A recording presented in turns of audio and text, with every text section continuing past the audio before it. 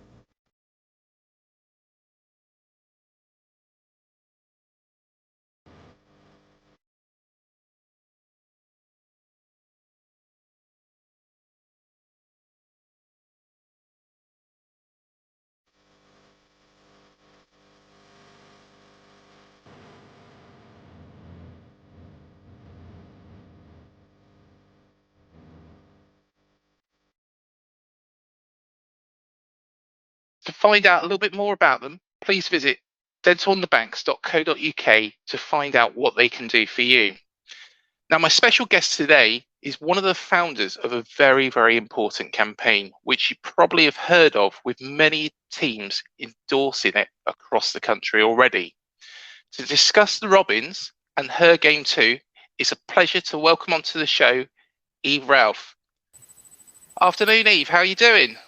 Afternoon. I'm really well, thank you. How are you? Yeah, very well, thank you. Very, very well. So, Eve, it's been a very busy and impressive 8 months for you. You are one of the co-founders of HerGameToo. Give us a bit of background behind why you started the campaign.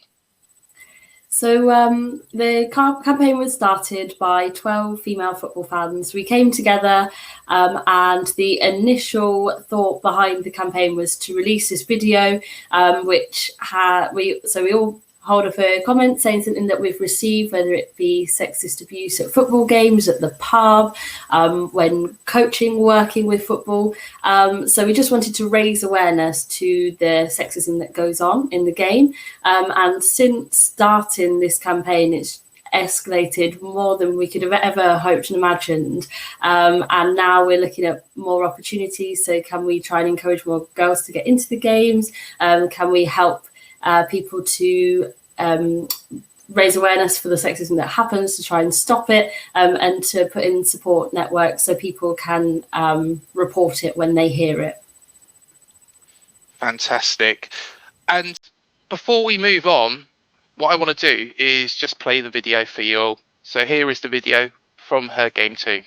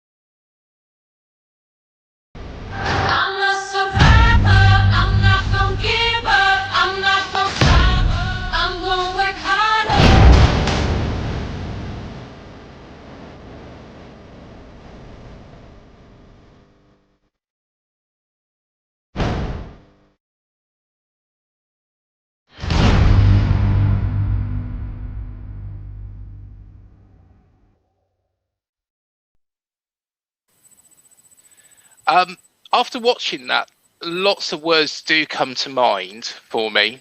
Inspirational is one. As a father of a football mad daughter, it's amazing what you have done, standing up against sexist abuse and discrimination. But it also makes me really sad and angry and disappointed that you had to do that in the first place and that you were subject to such abuse. What reaction did you get from that video?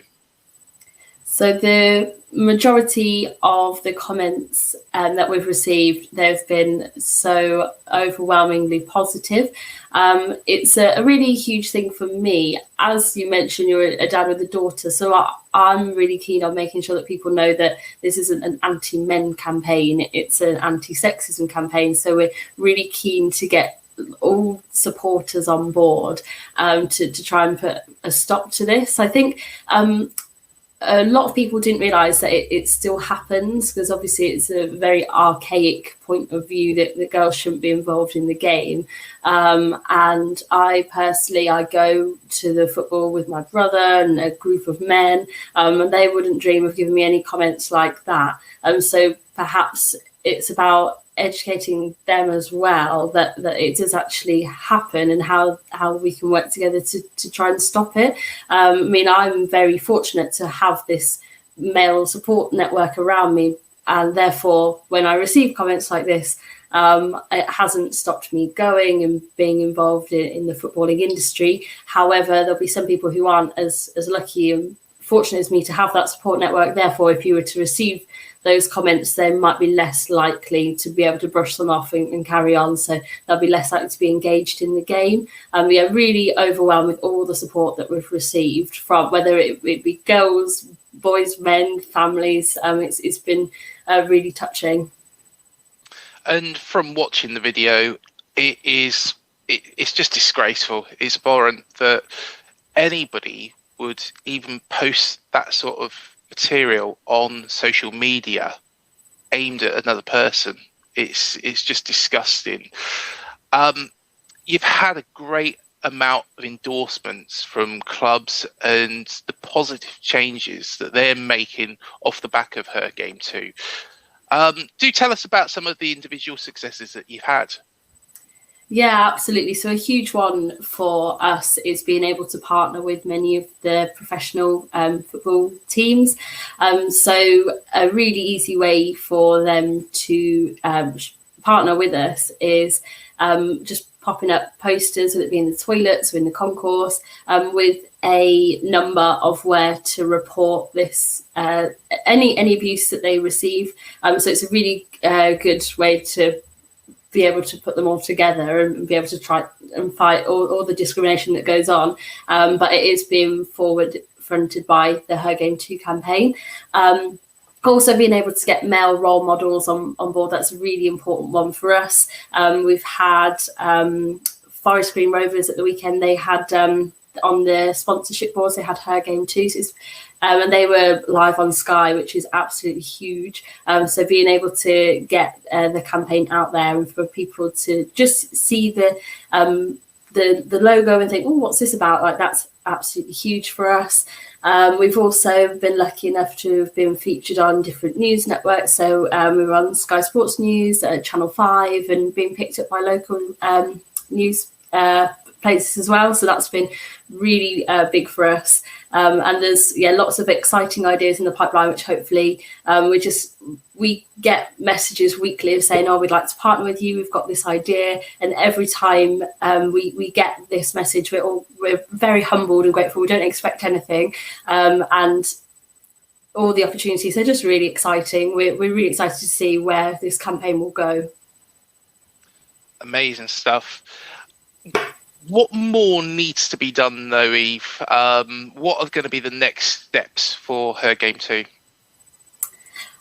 So it's really important to keep trying to tackle this sexism that goes on, whether it be on social media or in real life. I think social media is probably the hardest one to tackle, because obviously you have the accounts, the faceless accounts. People can get blocked and they can just create another one.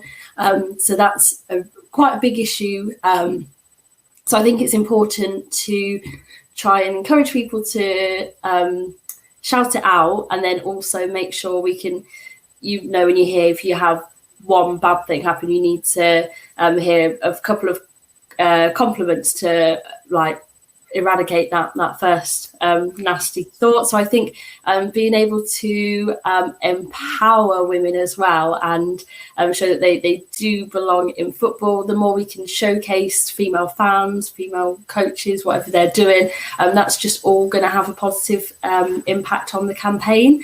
For me, it's also about really focusing on the positives rather than just saying, oh, this is how terrible it is being a fan. It's absolutely not. It really is a minority of people that do dish out this abuse, but it can be quite cutting and it can put people off being involved in the game.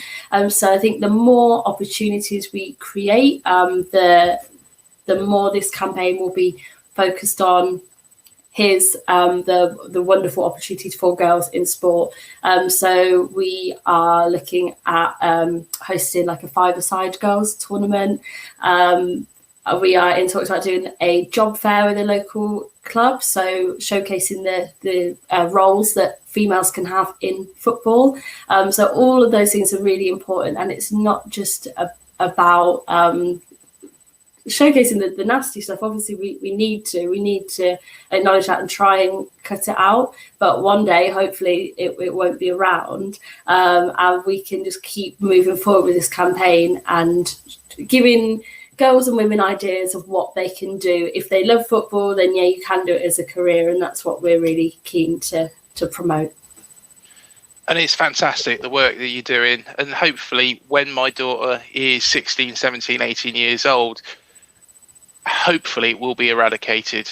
And it's through all your hard work. And thank you so much for doing all that for the football family. And with regards to social media and the faceless accounts, I completely agree with you on that. And I feel that Twitter especially needs to do a lot more verification. I'm guessing that's something that's been brought up in the past as well. Yeah, so obviously that people were throwing that question around, especially after the Euros when the players were subject to the racist abuse. People were saying, can't we just have verification to make an account? So like when you get an online bank account, you have to speak to the phone and say, my name is Eve and I want to make an account. Like, why can't we do that? But I think some people have brought up the other side of the argument that social media can be a safe place for people if you are, like say, in a relationship where you need to hide from someone. Then yeah, you might need to be able to get help without everyone knowing exactly who you are. So I do understand that it's not just as easy as that. Therefore, I do think the technology is out there. There's a happy balance, and that one day, hopefully, we'll be able to have that verification and stop people from just creating accounts, because, there's far too many of them that are around. But I also want to acknowledge that it's not as easy. I think it would have been done if it was that easy. But the more we highlight the nasty accounts, hopefully this will be prioritized by the big social media companies, and one day they will be able to put a stop to it. Yeah, fingers crossed, most definitely. Well, on to the football. Bristol City currently sit 9th in the table after 11 games, but consistency seems to be a bit of an issue at the moment, Eve. You have failed to win 2 on the bounce so far. What would you say is the main reason for that? So I think if you didn't look at the table, you'd never think that we were 9th in the league. Our main problem is our home form. I don't know what it is, and obviously if the manager knew, then he would be able to put a stop to it. I think my dad used to say, if you win all your home games and draw all your away games, you'll be fine. It turns out that for us, we're perhaps going the other way, win all our away games, draw our home ones, and that's what we're looking at doing. I think it's a really interesting season for every club in the Championship. I mean, if you look at Coventry, they're absolutely flying high, and I think that's the thing about the table. You shouldn't, and no game is an easy game.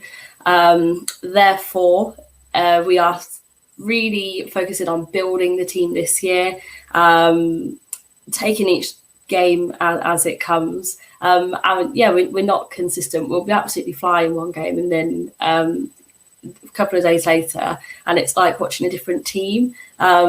So certainly, we're not writing off any teams this season. I don't think anyone should in the league, but there's no doubt that it's one of the most exciting leagues in the world, I think. Well, you've got Nigel Pearson there in charge. He managed to get Leicester over 2 spells from League One, which they were pretty much on their knees, into the Premier League. And many would actually say that he helped build a side that would then go on to win the Premier League the following season, in that, surprise shock victory for Leicester. Are Robins fans happy with Pearson? And do you think he will guide you there eventually?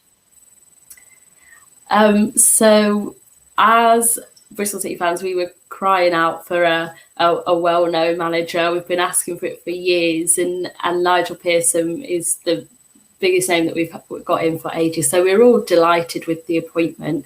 And with Nigel Pearson, he's brought in a few of the ex-Leicester players as well, which is brilliant. I think, I'm really pleased that we appointed him, and as far as I'm aware, the majority of fans are as well. I think football fans can be incredibly fickle. We got a big name in, got a few big players in. We want results, but so is everyone else. So it's really important, as you say, like he did an incredible job at Leicester, and he built the foundations for that team that went on to win. You hear about the managers, owners talking about plans, but I do believe that this season is more about building the team up. If you do get a fluke wonderful season and you go up, there's no way that you'd be able to stay up there. Like you just come straight back down from the Premier League, and I would absolutely love to see us get promoted, and I hope that Pearson can be the man to do it. But I don't want to run before we can walk. I really think it's important to build this team up, to find out our identity, and also to be able to watch some exciting football, which we are doing, especially away.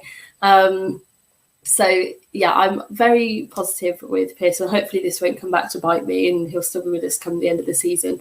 But I think it was a positive step appointing him. I think it's quite a big statement from the club. And I guess that's true for a lot of teams that have gone into the Premier League and then done well. For example, with ourselves, Eddie built that team and guided us from basement of League Two. All right, yes, he went to Burnley and come back, but it was that building process, and I'm guessing that you're hoping that Pearson can do that for yourselves. Just slowly build, and eventually, when you do get there, you'll be ready. Yeah, absolutely. I think it'd be quite nice to go under the radar, and then for people to then realise that. I think we've been in the Championship for such a long time, so we're quite consistent that we do very well in the year, and then it gets to about usually March, April time, and then we just decide to, we don't need to go up this year. But yeah, it would be great if he could do an Eddie Howe. Obviously, we're not as low as what Bournemouth were, but a huge fan of Eddie Howe. I mean, if he ever wanted to come to City, then I'd be delighted about that as well. But yeah, hopefully it can be done. And it's time that there was a Bristol City in the Premier League. But yeah, maybe not just yet. I don't know if we're ready. Yeah, I'm sure you will get there in the end. But yeah, I don't want Eddie Howe to go to you. I want him to come back eventually. But do give us a little bit of a lowdown on the Robins squad, Steve. Yes, so as I mentioned, we've got quite a few of their ex-Leicester players, and some really exciting players playing for us as well at the moment. My favourite player is Andy Byman. I think he was so underrated. People just said that he used to just run round, which I think is very important when you're playing football, because it's not just what he's doing on the ball, it's what he's doing drawing players away from what's going on. But he's a press. He's always pressing. He's coming back from injury, so he's seeming to make some moves this season, which is really good. I'm a big fan of Matty James as well. So he's one of the Leicester boys. He's a huge workhorse as well. We've got some solid defence. Quite a few young players as well. So Cam Pring and Alex Scott, they're really exciting players that we want to keep quite secret, actually. Don't want to get rid of them just yet. And a lot of City fans, are saying that we're crying out for a striker. But I mean, Chris Martin, he scored against Peterborough it's a couple of weeks ago. I think it's time that he gets the acknowledgement he deserves. He's a very important player for us, and starting to get the goals in. So yeah, I'm happy with the squad. Obviously, we are missing a few key players. We prone to injury, but most of the clubs in the league are as well. You always hear that, don't you? That they're missing key players. So you can't use that as an excuse. But I think the team is evolving and forming quite nicely this season. Excellent. You are, like you mentioned earlier on, you're yet to win at Ashton Gate this season, but on the road you've beaten Reading, QPR, Cardiff and Peterborough. How does that change this weekend against us? It doesn't change a lot, to be honest. I think it's going to be a very tricky game. I will go into it, try and be open-minded, but I would, before the game, be delighted taking a point. We've got some very tricky games coming up, so I think it'll be really interesting to see how they go into this period, because I think over the next 4 or 5 games we're playing the top 3 teams, which will that'll be a bit of a test, seeing if we're still in the top half come the end of November. But it would be wonderful to get this home win against Bournemouth, but I think very optimistic. So I think I find that we tend to play better against the better teams. The teams don't tend to sit back, the ones that come to win. So I think it could be an interesting game. But yeah, looking back to getting back, but I'm not sure we'll come away with the 3 points, to be honest. Well, I like your honesty there. But we've had such a good start. Sorry to remind you, we've won 7, we've drawn 4, albeit 3 of those was against newly promoted sides of the 11 so far. How do you reckon Pearson will set out to stop us? Well, I'm hoping that we will start out, as I say, quite attacking. I do think it's more entertaining watching 2 attacking teams. I think it'll be really important to try and get the goal first. The last few games we have managed to score last minute winners. I'd rather not rely on that for this game on Saturday, to be honest. Yeah.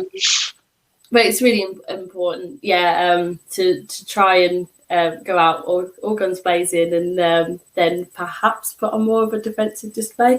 But that's not our style. So it'll be really interesting to see what he does. But fingers crossed there'll be a few goals. Well, yeah, fingers crossed, but hopefully in our in our favour either. Probably. Yeah. I asked this to everybody. I want you to make a prediction. You've already said you don't think you're going to come away with 3 points, but are you going to say it with your heart or your head? What do you reckon? Well, no, I'm going to be realistic. Hopefully it won't be an annihilation from Bournemouth. I'm going 3-1 to Bournemouth. 3-1. Yeah. You're the first person to say that you're going to be beaten by us so far. So, yeah. No, but I like your honesty. Do finally tell us, because, of course, it's such an important campaign, how Cherries fans can get hold of one of the HerGameToo football shirts, which are made by Hope and Glory, aren't they? Yes, they are. So those shirts are available on our website, which is hergametoo.co.uk, and the pre-order for the football shirts is open until Saturday. So if you want to get your hands on one of those shirts, you can get them via the link. Yeah, it's the shop on our website, and there's a few other HerGameToo bits of merchandise, and all the proceeds from those will be going to grassroots teams, so all to very good causes. Excellent stuff. Well, thank you so much for joining me on this opposition preview, Eve. It's been an absolute pleasure to have you on. Thank you so much for having me. Yeah, it's been great. Not a problem at all, and all the very, very best with the fantastic campaign that you're doing, all the girls as well. Please pass on my thanks to them as well. I will do. Thank you very much. And thank you, everybody, for joining me on this opposition preview show. Please remember to hit the like, the subscribe and the bell button to be reminded when we release any new videos. We do have some other interviews coming up very, very shortly. So do remember to hit that bell and you'll be alerted. And do remember to go to the HerGameToo website, which is hergametoo.co.uk, to order your shirt. And do remember, the pre-order period ends on Saturday. But until the next video, up the cherries. I'll see you in the next one.